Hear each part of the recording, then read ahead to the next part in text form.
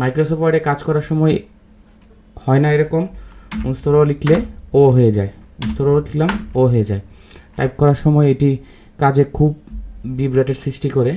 এটি মূলত মাইক্রোসফট ওয়ার্ডের একটি অপশন, অটো কারেক্ট, এই জন্য হয়ে থাকে। আমরা আজকের ভিডিওতে খুব শর্ট সময়ে দেখে ফেলি কীভাবে অটো কারেক্ট অপশনটি অফ করতে হয়। অটো কারেক্ট অপশনটি অফ করার জন্য অল্টার TA চেপে অটো কারেক্ট অপশনটি চলে আসবে। তখন আমরা এই সবগুলা টিক চিহ্ন উঠাই দিব। এটি বাংলা টাইপের ক্ষেত্রে।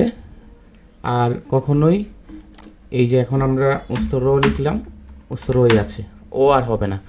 অটো কারেক্ট অপশনটি খুব উপকারী একটি অপশন, কিন্তু বাংলা টাইপের ক্ষেত্রে এটি বেশ কিছু সমস্যা হয়। বাংলা টাইপিং যারা বেশি করেন তারা অটো কারেক্ট অপশনটি অফ করে রাখবেন। আর আমি পরবর্তী আরেকটি ভিডিওতে অটো কারেক্ট অপশন কীভাবে ভালো স্মার্টলি ইংলিশ টাইপ করা যায় অটো কারেক্ট অপশন অন করে, তা নিয়ে আলোচনা করব। বিদায় নিচ্ছি আজকের ভিডিওতে।